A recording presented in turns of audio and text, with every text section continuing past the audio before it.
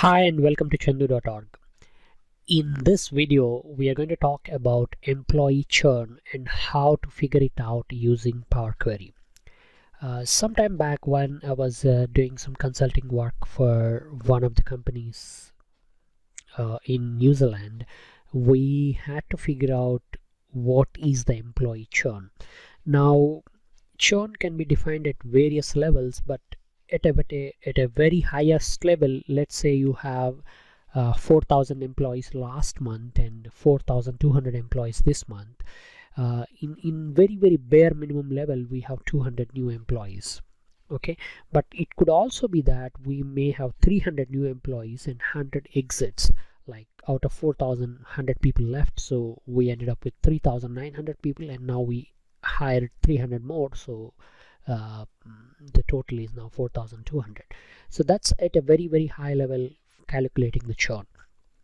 But most of the times managers, especially people managers or department level or group level heads, are interested in churn that is at a lower level. They also want to know which employees have changed their designation, which employees have moved to another department or another hierarchical level in the organization, because all these changes mean that there is that much more need to manage, right? Because whenever there is certain change in an organization, the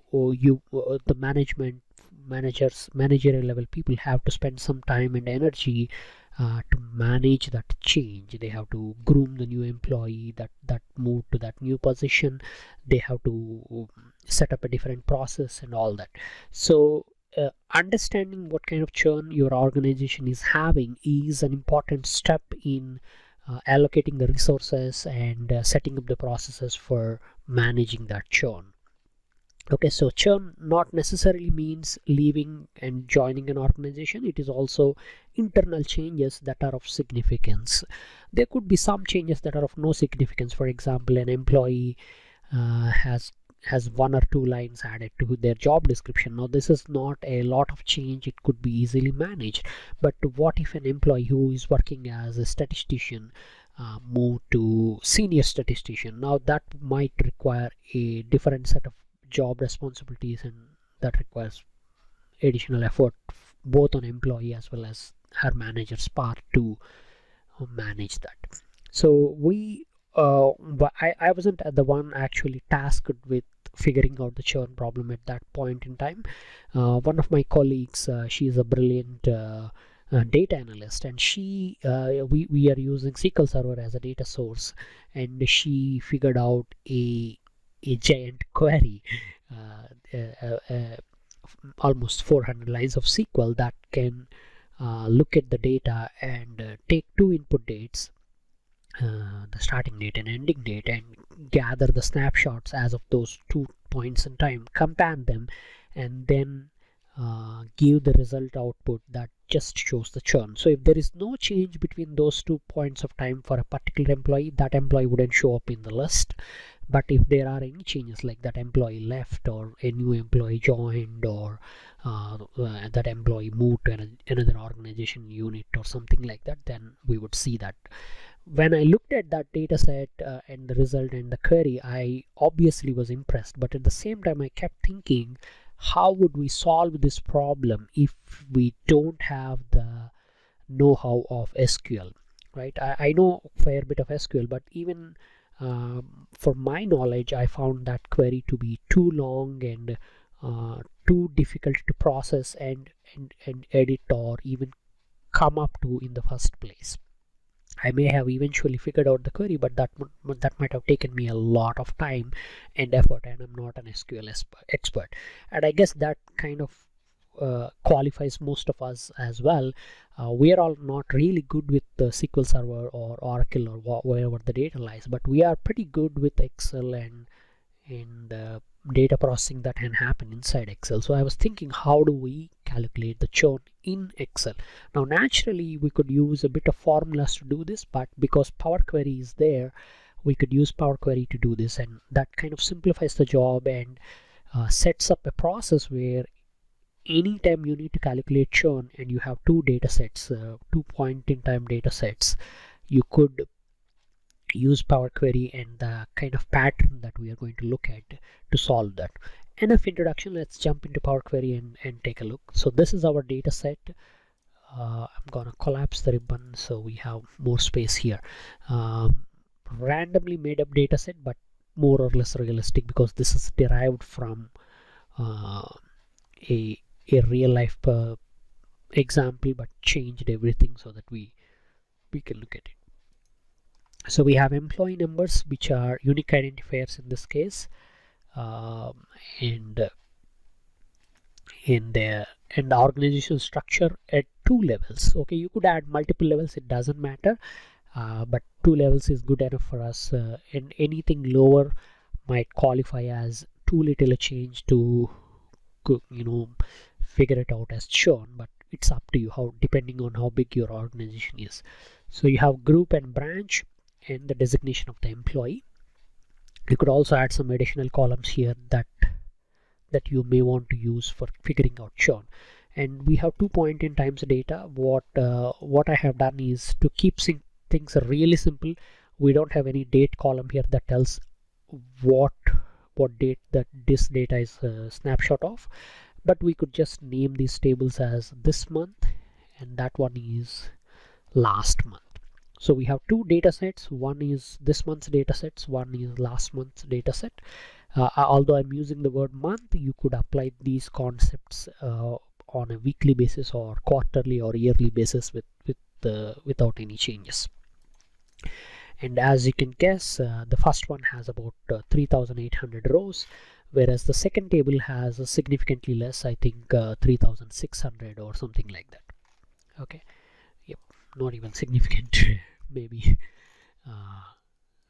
Okay, so we have 2 data sets of different sizes but same type of columns. The only thing that matches between these two is the employee number. It could also be the case that some employee numbers that are present in this month are not present in last month. That naturally means these are new employees. Likewise, some employee numbers that are present in the last month may not be present this month. That means those employees have left the organization. Okay, so given these 2 data sets, how do we figure out the churn? Well, as I said, you could use some formulas, but we are not going to talk about the formula approach. We want to make it as simple as possible for us analysts to narrow down to the churn level so that we could do the analysis formulas or pivots on top of the churn, not at the calculation of churn level. Okay, so we have 2 data sets. The first thing to do would be to load these data sets into Power Query, which I have already done. Let's go to data and show queries. Now I'm using Excel 2016, so depending on which version of Excel you're running, if you're using 2013 or some other version of 2016 or Office Online or whatever, the look and feel of these things might slightly change. I suggest that you upgrade to the latest version of Power Query on your computer so that you could enjoy some of the features that I'm showing, but I believe most of these have been out in the production for quite a while. But again, just to be safe, get the latest version so that you could follow along very easily. So we have 2 data sets and I have loaded them to the workbook queries part. I have already created the churn and shown it in the separate tab, but let's go through the steps once again. So 2 data sets loaded just as connection. They're not really visible anywhere here because they're just loaded to the Power Query. Now we can go and oops, I wasn't supposed to press that. We can just go and edit one of these. This will open up the Power Query editor. Let me resize that thing so that it can fit inside our recording area. Okay, so we have Power Query here that shows the data. Originally I have added a custom column that shows the date of the data, but I figured we don't need the dates, so I just removed it. That's why there are 5 steps, but when you load your data you only see source and maybe change type, because Power Query is smart and it kind of changes the data type based on the column contents. So we have both these data sets loaded. Right now we are only editing 1 month, so that's what shows up. But if you expand the query navigator on the left side, you can see both these queries. While you're looking at this, go to merge queries in the home tab and select merge queries as new. Okay, this will create a new query so that we don't mess up the original ones and we work on a new base. So we select this month and last month, and what we want to do is we merge on employee number, right? The default merge in Power Query is left outer join, which means anything that is in the top table will be there, and any matching values in the second table will appear. If there is no, for example, employee number 11000005 is missing in the second table, just imagine that, then that row won't show up. It will just say as null, but all the rows in the first table will show up. What we wanted was not left outer or right outer. We want a full join. Okay, you can expand this and select full outer. What this means is any item where some data is available in either table will show up. Okay, we select these two and click OK.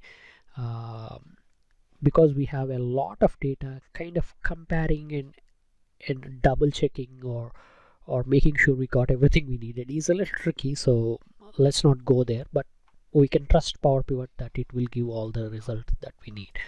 So when you click OK, we will get all the data. Now you don't see the data for the second table, the last month data. This is this month's data, and the last month data shows up as a table. Okay, some of these tables will contain some data, some of them will be null. Likewise, some of the rows here may also be null, and they may contain other data for the last month. For example, if you select all the nulls, you could see that there are some items here that have data for the last month. Okay, I'll just clear the filter, and then what we will do is we'll expand this table. We'll just get rid of the employee number because that's or maybe we'll keep it there. We'll uncheck that and click OK. So we will get some data here that corresponds to the data that we have there. So you could see what was the employee number this month and what is the employee number last month. It may be a good idea at this stage to kind of rename these columns as lm dot emp number, or instead of just calling them as 1 and 2, like that. Okay, so we have both this month's and last month's values. The naming for this one is kind of messed up, but we can live with that. Okay, so we have the data that has both months, and it only just shows preview for the first 100 rows or 200, so the filters may not be really all that accurate. But again, that's irrelevant, because what happens when you finish setting up the query is that when you load the data into Excel or into your data model, it will contain all the data. Okay, so now that both months data is in one place and in adjacent columns, let's go ahead and figure out how to calculate the churn. The churn can be defined at various levels, as I said. So at highest level, you could have a new employee or an exit employee. That's one type of a churn. New employee means employee number is present and last month employee number would be null. That's new employee. Likewise, employee exit would mean employee number would be null, but last month employee number would be present. Okay, in fact, all these columns would be null. All those columns would contain some value. That means there was an employee last month, there is no longer an employee here, which indicates there is an exit. So that is two types of churn. There is also another type of churn, which is employees group has changed. They are currently in AA group and they may have moved to AB or BB or whatever another kind of group.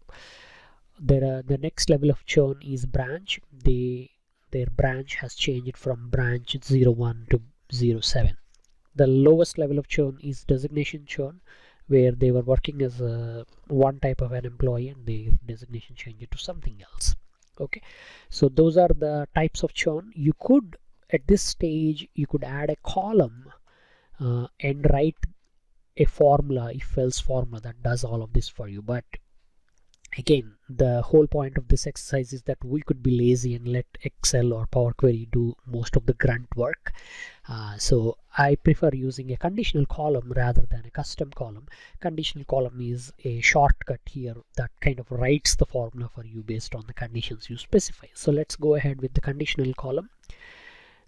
This opens up a nice little box here. Again, this is, I don't remember using a conditional column feature earlier in Power Query because maybe I skipped it, but I don't remember even seeing it.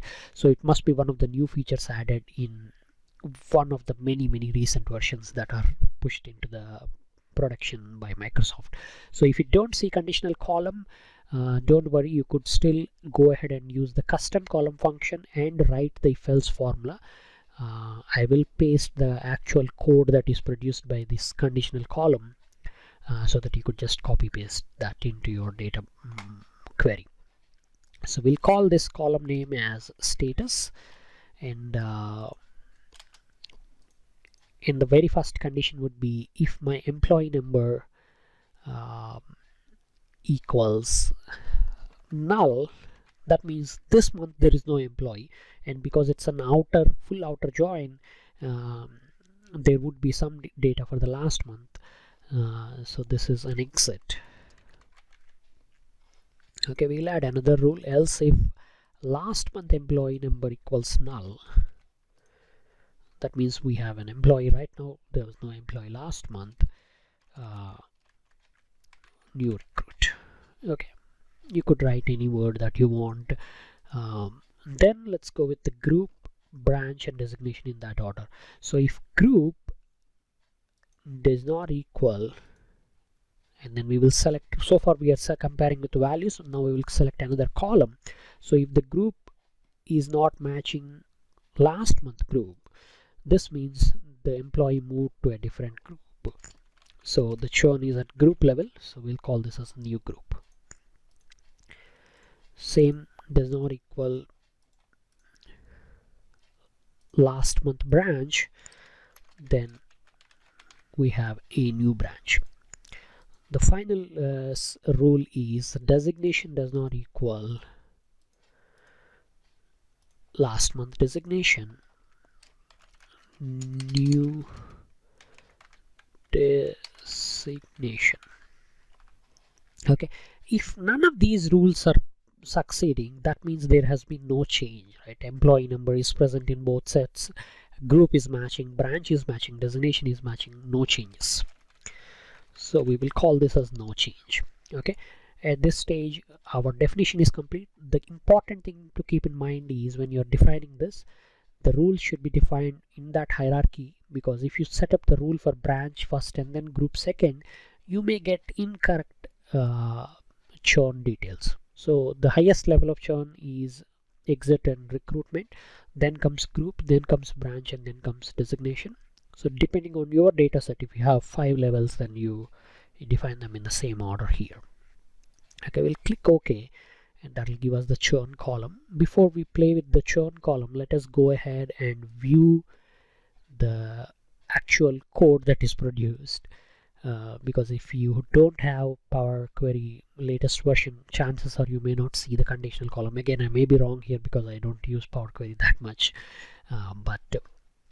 so that's the added conditional column, which has status as the name, and it has each parameter to tell that this condition should act on each and every row.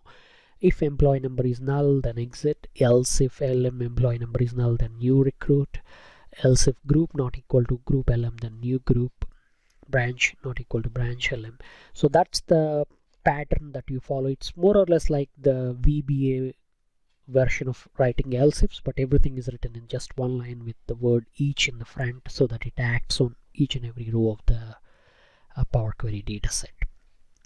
You could go ahead and customize these conditions with some additional parameters by using the keywords and or not, just like you would do in VBA again. So you could write and add any additional conditions to kind of further qualify the churn, but it's up to you how you want to customize. Remember, once you edit the query here, you won't be able to use the conditional column screen to further modify it. You must always come back and edit it in the advanced query editor. Okay, that's done. Now, because we are focusing only on churn, we don't care if there are no changes. So we'll get rid of the no changes, and then let's save this as churn. That's the query name. And if you want, you could even get rid of all the other columns, but I think leaving them there is a good idea. And go to home and close and load. At this point, you can load this data to a new worksheet, and Excel will take maybe a couple of minutes, a couple of seconds, and then all the data would be here. Let's close the Query Explorer so you could actually see the churn. And there is your churn. You could filter this by exits, which will have blank here and some data last month. You could filter this by new recruits, which would have no data last month but some data now, or new designations, which will have some changes there. Now, because we are quantifying churn as new designation, there is only those two things do not match. Others would obviously have matched.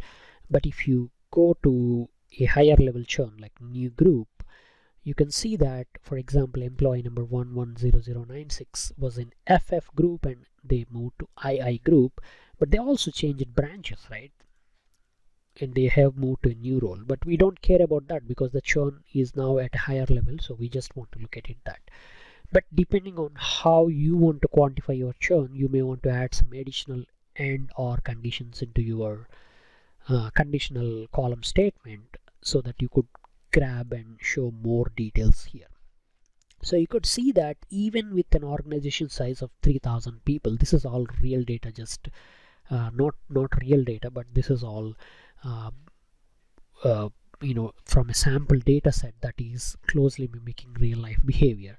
So you could see that with an organization size of 3,500 people, there is quite a bit of churn going on with 1,500 records and between 2 times points in time, and that indicates that there is significant amount of work to be done by the people managers to kind of help the organization and manage this churn.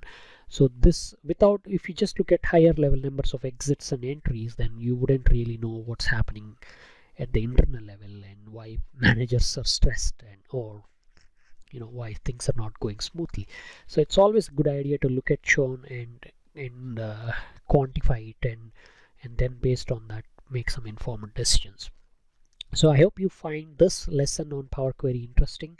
I certainly felt like when I initially wanted to do this, I went down on a couple of wrong paths. For example, initially I started by using append query method so that we could get all the data in one place and then delete the duplicates so that you could get the combined data set from both months.